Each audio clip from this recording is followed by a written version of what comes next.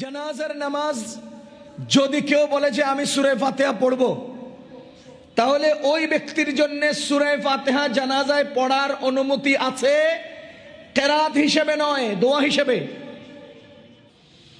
এখন আমি আপনাদেরকে জিজ্ঞেস করতে চাই, জানাজা এটা কি নামাজ না দোয়া? জানাজা এটা কি নামাজ না দোয়া? নামাজ কারে কয়? নামাজ কাকে বলে? যার মধ্যে বাহিরে 7 ফরজ আর ভিতরে 6 ফরজ লাগে, সুনির্দিষ্ট নিয়মতান্ত্রিকতার মধ্য দিয়ে নির্ধারিত সময়ে নির্ধারিত পদ্ধতিতে শরীরের নির্ধারিত অঙ্গকে জমিনে রেখে বান্দা আল্লাহর সামনে নিজেকে নতি স্বীকার করার নাম নামাজ। সময় নির্ধারিত লাগবে, সময়।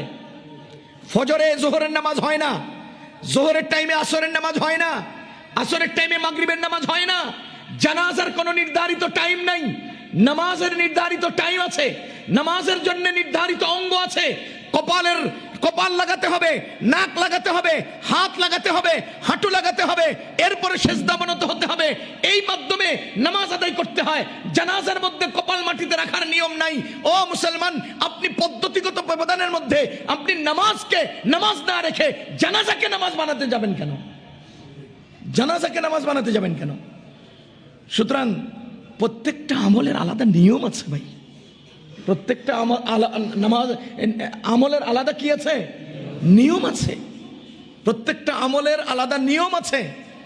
জানাজার নামাজ যদি কেউ বলে যে আমি সূরা ফাতিহা পড়ব, তাহলে ওই ব্যক্তির জন্য সূরা ফাতিহা জানাজায় পড়ার অনুমতি আছে, কেরাত হিসেবে নয়, দোয়া হিসেবে। কেরাত হিসেবে নয়, দোয়া হিসেবে। আমরা দোয়া পড়ি আল্লাহুম্মা গফির লি হাইয়িনা ওয়া মাইয়িতিনা, এই দোয়া কি দোয়া হিসেবে পড়ি না কেরাত হিসেবে? আমরা সানা পড়ি সুবহানাকাল্লাহুম্মা ওয়া বিহামদিকা জানাজায়, এটা কি আমরা কেরাত হিসেবে পড়ি না দোয়া হিসেবে? ঠিক তেমনি ভাবে কেউ যদি জানাজায় আলহামদুলিল্লাহি রাব্বিল আলামিন পড়ে, সেটা কেরাত হিসেবে নয়, দোয়া হিসেবে পড়তে পারবে, কোনো সমস্যা নাই। যদি কেউ জানাজায় সূরা ফাতিহা না পড়ে, তার জানাজা হবে, হয়ে যাবে, নিঃসন্দেহে হয়ে যাবে। সুতরাং মুজাফফর বিন মহসিন সাহেবের এই ফতোয়া, ইনি বিভ্রান্তিমূলক ফতোয়া।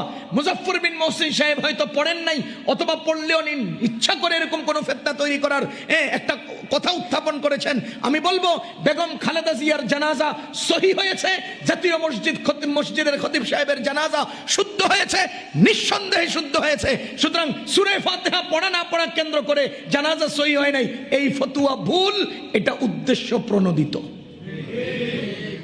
বিভ্রান্ত হওয়ার কোনো সুযোগ নেই, বিভ্রান্ত হওয়ার কোনো সুযোগ নেই।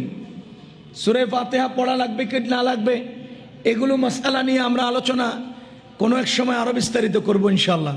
শুধু এটুকুন ইঙ্গিত দিচ্ছি, জানাজার নামাজে কেউ যদি সূরা ফাতিহা পড়তে চায়, দোয়া হিসেবে পড়তে পারবে। জানাজার নামাজে কোনো কেরাত নাই, জানাজার নামাজে কি নাই? কেরাত নাই। আর তাওয়াফেও কেরাত নাই। কেউ যদি তাওয়াফ করতে কেরাত পড়ে, সূরা ফাতিহা পড়ে, কোনো অসুবিধা আছে?